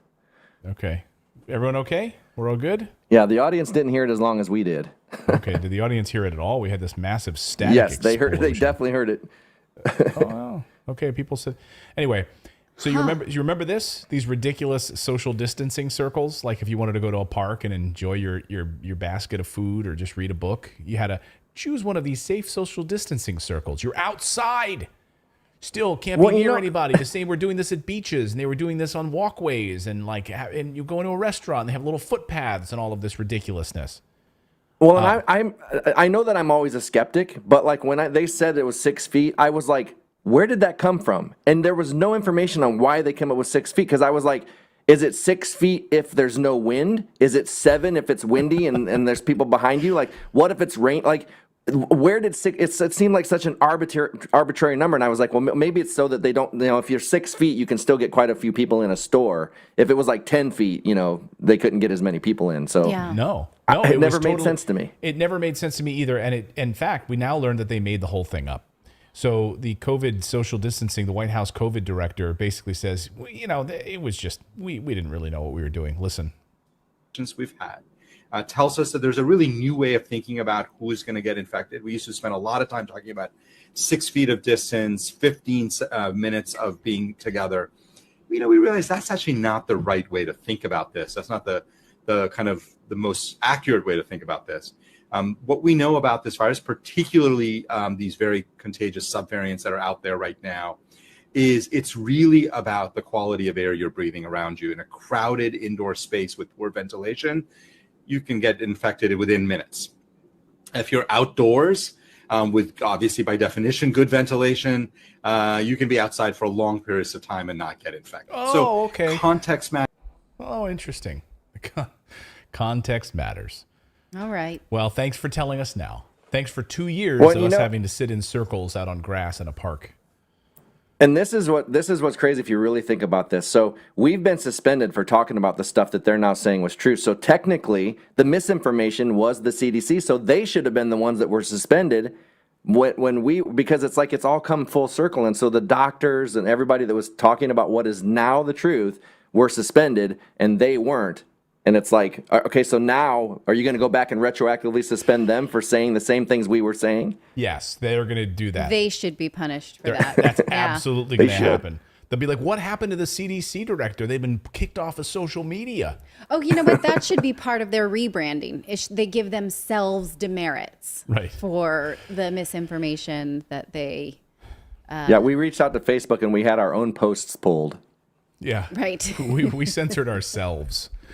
Oh, boy. But we've got more news to get to here on this Thursday night. We're going to talk about the war in Somalia, the ramping up there, President Biden launching a new round of attacks over the past 24 hours, plus new UFO photos just released. They're from the 1990s, but they were thought to be lost, and they are amazing. They are thought to be probably the best photo of a UFO ever, and confirmed by the Ministry of Defense in England as well. So we're going to look at that. But first, I want to tell you about our friends at Moomoo. If you'd like to get up to 13 free stocks right now, totally free, valued up to $32,000, you can get that. And people are like, no, nothing's free. Yes, it is actually. All you have to do is open the account. You get free stocks when you open the account for free. You have to use our link below, redacted.inc/Moomoo. And then when you open the account, you get free stocks, and then if you make a qualifying deposit, so I started my account with like $100. Now, you're not spending $100, you just put $100 in the account. Now, it's like a bank account, and then that triggers it, so then they're going to give you the other stocks. Now, if you do nothing else with the account ever, great, then you've got 13 free stocks, and they kind of raffle them off, basically, so it can be valued up to $32,000 in stocks. And then if you do nothing else with the stocks, you can sell them, take the cash, put it back in your account, do whatever you want. Or you can actually use it like I use it, which is to trade stocks, to buy and sell crypto. You can do that as well, and actually learn about this, how to trade and how these markets work. They have great news alerts and everything, so I get constant news alerts from Moomoo as well. What's happening in the markets, what's happening in the economy, what's happening with gold prices and silver and all of those things that I look at. So again, this is a huge company, $6 billion. They have a global user base of 18 million users who are on Moomoo. So go there right now to redacted.inc/Moomoo. There's a link in our description below as well. Get those 13 free stocks, open your account, and start the process of learning how to become a better trader. So our thanks to Moomoo for supporting our show here on Redacted. Thanks to all of you for subscribing and being a part of our great community here. We really appreciate it on this Thursday night. Let's talk about Somalia. While the United States pretends to be carrying out peacekeeping missions around the world, whenever they tell you this, I want you to laugh right in their face because they're lying to you. That's what the United States does. They tell us they're going on. They're peacekeepers, right? We're a force for good. We're going there to keep the peace. Of course, this is the case with Somalia, right? Where for 16 years, the United States carried out an occupation that helped kill tens of thousands of innocent Somalis. And you'll recall that President Biden reversed Donald Trump's withdrawal of U.S. forces in Somalia a few months ago, right? And this was seen as a victory for people who supported President Trump. But don't get too high on the hog because he still carried out massive amounts of drone strikes, did President Trump, and a lot of innocent people died. So, again, none of these presidents have pulled back technically on military presence around the world. So don't get too high up on that. But President Biden, yes, reversed course. And so President Trump did, in fact, bring ground forces home. So we can give him credit for that. Then President Biden reversed it, okay, and sent them right back again. So, yes, sent Americans back to die in Somalia, to kill Somalis. That's exactly what they're doing. Well, Biden got his wish because yesterday the United States started ramping up again these attacks with the killing of 13 so-called terrorists. Now, I'm doing quote marks here, so-called terrorists, because we'll get to that in a second. But here's the headline. U.S. bombs Somalia, says 13 al-Shabaab fighters killed. This is Dave DeCamp reporting over at antiwar.com. The strike is the second within a week, signaling an escalation in the war, he writes. The U.S. launched an airstrike in Somalia on August 14th, the second bombing within a week, signaling that the Biden administration is escalating the war against al-Shabaab. U.S. Africa Command, which is AFRICOM, announced the airstrike on Wednesday and claimed that it killed 13 al-Shabaab fighters.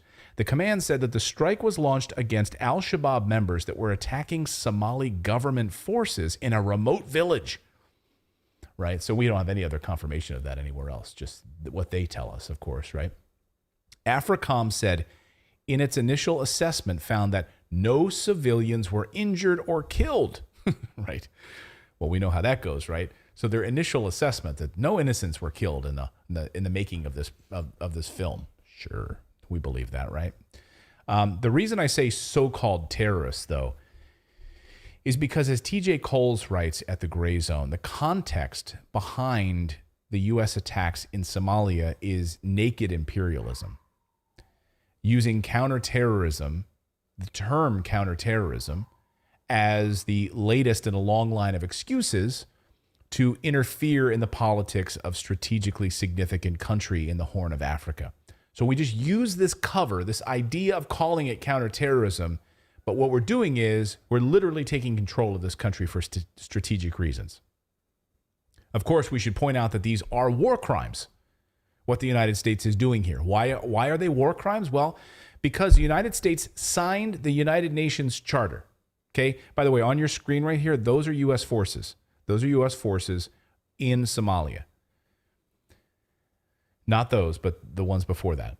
Of course, we should, and I mentioned these war crimes. The United States signed the UN Charter and must get authorization from the United Nations and their Security Council before any military action anywhere. But we don't. The United Nations didn't sign off on any of this, of course. So, technically a war crime.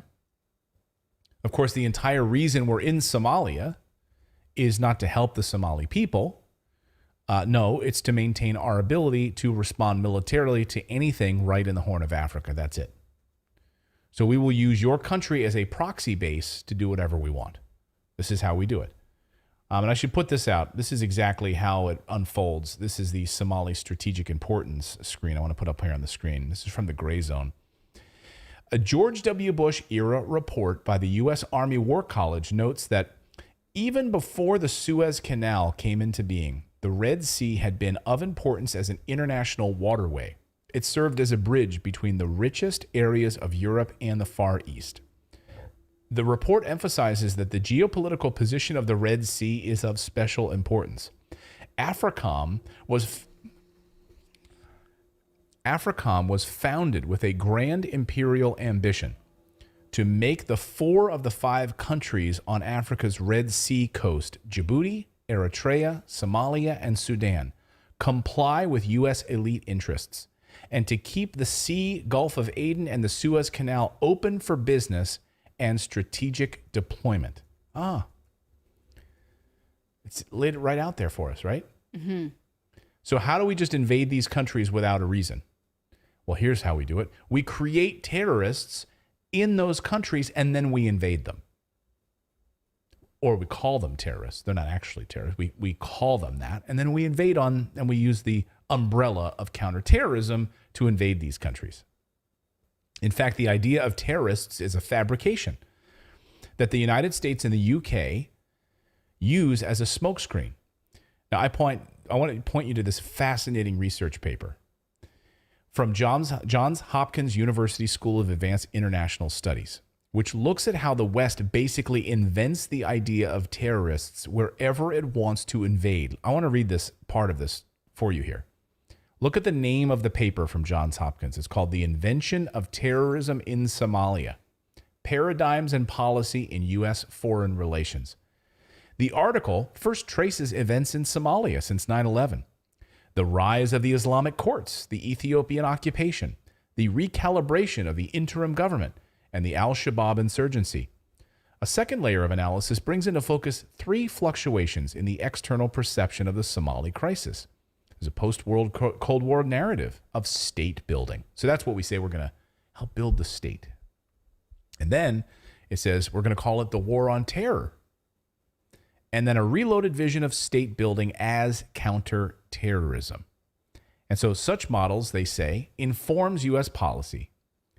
Yet their roots lie in an Anglo-Saxon intellectual edifice detached from the Somali context.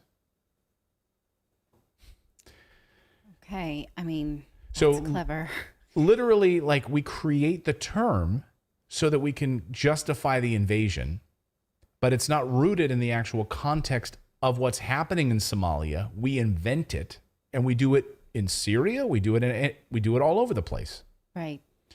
I mean, to read through this paper is fascinating. We're not going to go through all of it, but I just wanted to give you the headline, what the thesis of the paper is anyway. We've been actively involved in destabilizing Somalia since their independence. The CIA placed a dictator in power in 1969 and then ruled until 1991. Did you know that after the 9/11 attacks, George W. Bush in 2001 used an excuse to sanction Somali banks? 9/11? We're going to sanction Somali banks? Basically taking their money? And then eventually they cleared the banks of any wrongdoing, but we just went in and sanctioned their banks? Since then, Somalia has been a testing ground for like the idea of like a cashless society. Like, here's what we're going to hear. We'll use Somalia as a way to make sure you don't have any cash. Do it all digitally. We'll control everything. But of course, in Somalia, as TJ Coles writes, we are bombing the very terrorists that we created. In Somalia, the U.S. is bombing the very terrorists it created, he writes. Just like we do in Syria, where we pretend that we're protecting the people of Syria by arming al-Qaeda so that they can carry out attacks against the Assad government. That's what we do.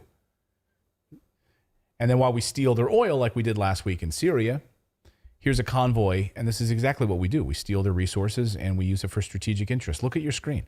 This is hidden camera footage of U.S. tankers miles long stealing Syrian oil. And by the way, this Syrian oil, we have 2,000 U.S. forces, 2,000 American forces that were supposed to be protecting the Syrian oil for the Syrian people. That's what the U.S. position is on this, which was laughable. We had journalist Kevork Almasian on the show who said it's just laughable. They're not there to protect the oil for the Syrian people. They're there to steal it. And so here they are, caught on camera, trucking out tanker after tanker after tanker filled with Syrian oil so that we can ship it to America or sell it at other places. That's what we do. Well, we have a gas crisis. It's Putin's. Oh, it's Putin's price hike, so we need to steal their oil. We have to go get it from somewhere else. I think it's just amazing. Like, go ahead, Phil.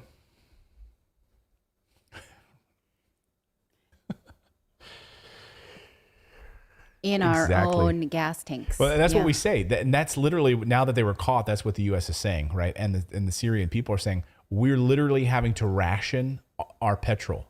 We're having to ration what we're able to buy because you've stolen our stuff. Right. Like, this is what's happening. So I think very, very important to understand Somalia and to understand the reason that we're there is not to help the Somali people or anything. It's not even to go after terrorists. We created these guys through extremism. They're not even, it was actually fairly peaceful in the early 2000s. We created this with the help of the British.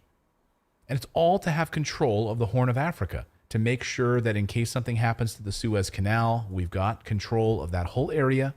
and all of our shipping lanes are open.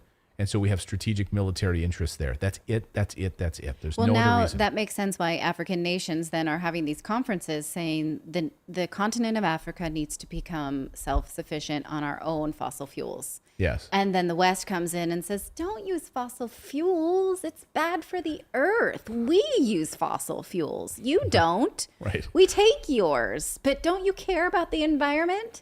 Yeah. African nations, you can't be self-sufficient on fossil fuels. Just use solar panels and windmills. Right. Yeah. You don't need that. We need your fossil fuels. And, that's bad for the earth, we say. But let's wake up, people. Let's wake up. When they're labeled terrorists, we know that this is the strategy. Label them terrorists, and then we can justify invading their country, and then we foment more of it, and we arm them, and then we attack them. This is what we do. This is what we've done in Syria. It's what we're currently doing in Syria. It's what we do in Ethiopia. It's what we're doing in Somalia. Wake up, wake up, wake up. We've got more news to get to on the show. We have one more story.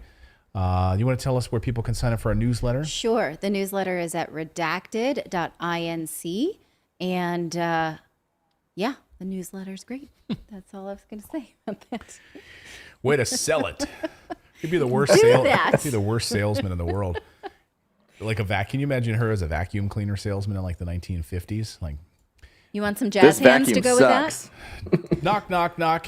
Yes, can I help you? Hi, my name is Natalie. I have a vacuum for sale. Would you like to see the vacuum? Hey, I did door-to-door stuff. I was a Jehovah's Witness. I did do that stuff. I'm not saying I was good at it, but I can at least give you some jazz hands.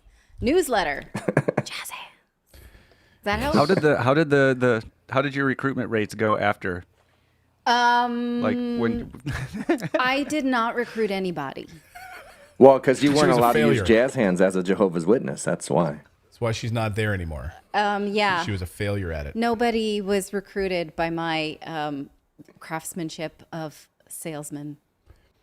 I worked for not Sam's Club. It was a wholesale club like Sam's Club called BJ's. Yes. It's an unfortunate name.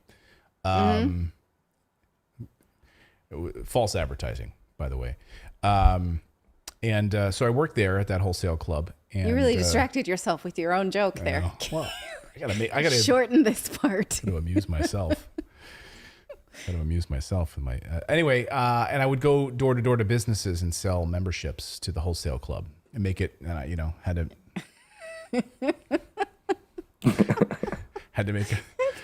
What are you talking about? Had to make them, say you get discounted paper towels here at your business. If you want to sign up. I didn't do a good job of it because it was summer. It was one of my summer jobs, in college. Yeah. And my buddy Andy worked at a video store, and it was air conditioned and nice, and he just had videos playing on the TVs.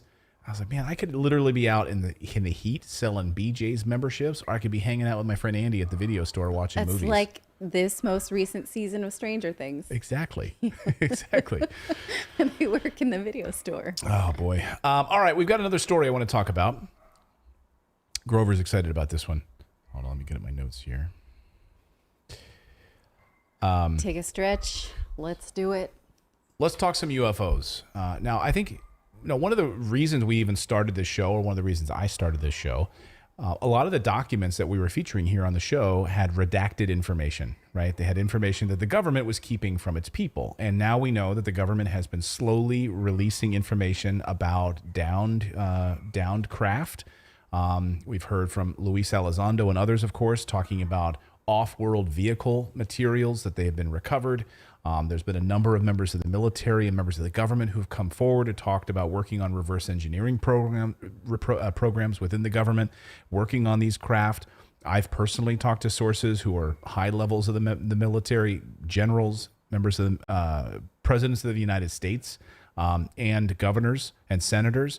So these stories are really, really fascinating to me and important, and I think we want to cover them here. So this incident was known as the Calvine incident. It was one of the most, we're not going to show any pictures yet. It was one of the most astonishing UFO sightings in history. It took place in the Scottish Highlands, one of my favorite places in the world, the Scottish Highlands. Beautiful, beautiful territory. It happened in 1990. Two gentlemen were out hiking. There were a bunch of eyewitnesses to this. There was the Royal Air Force, in fact, sent jets after this thing, which you'll see in a second.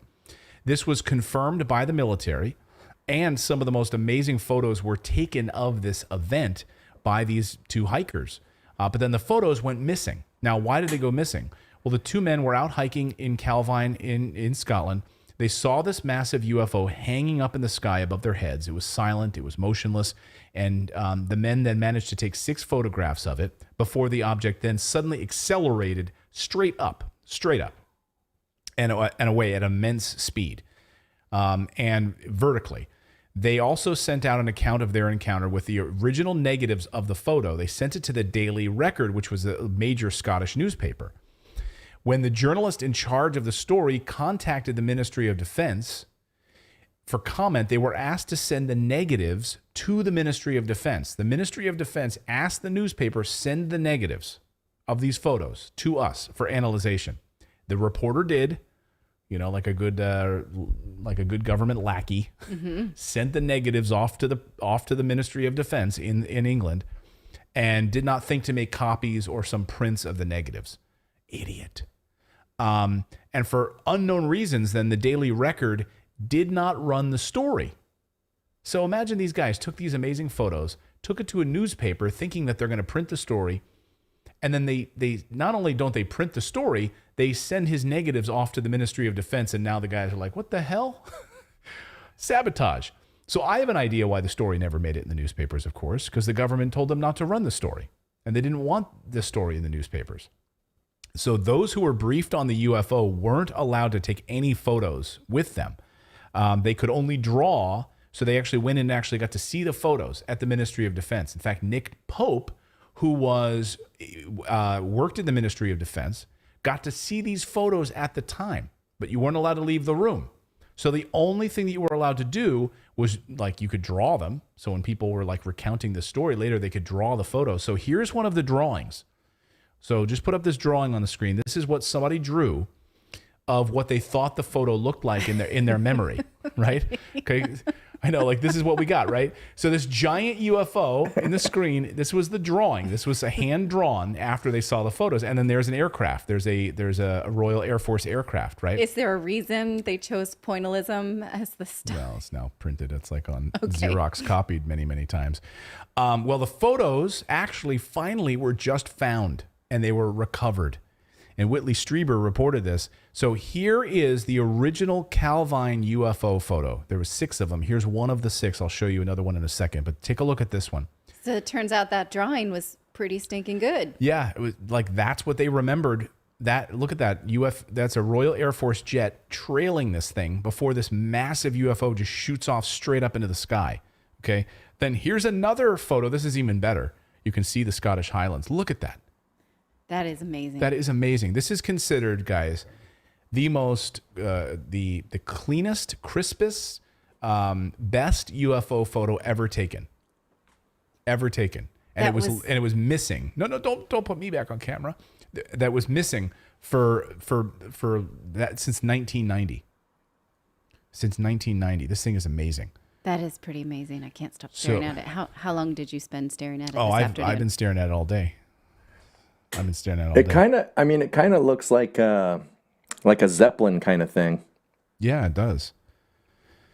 It does. And they said it just hung there motionless and then shot up straight in the air. And now the reporters contacted, the military and they to confirm, it's actually the newspaper. Yeah, the newspaper confirmed it, that there were no Harrier jets. The only type of man-made aircraft at the time were those Harrier jets that would lift off and then they would, they don't have no Harriers, and no Harriers could move that fast. There were no Harriers anywhere near this area at the time.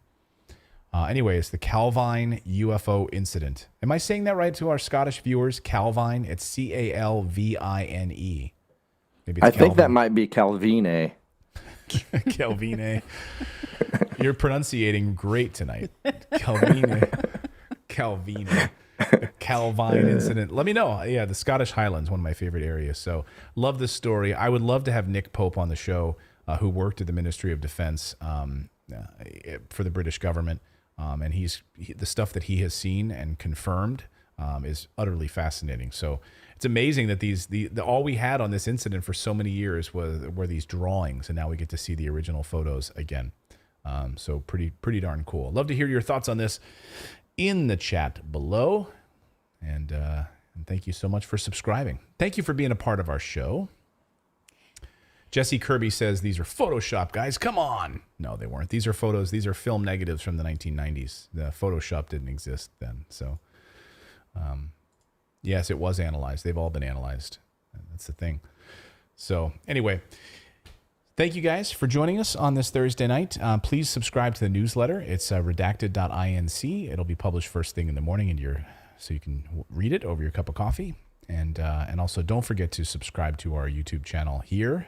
Hopefully you're subscribed. Or on Rumble, please subscribe over there as well if you're watching us there.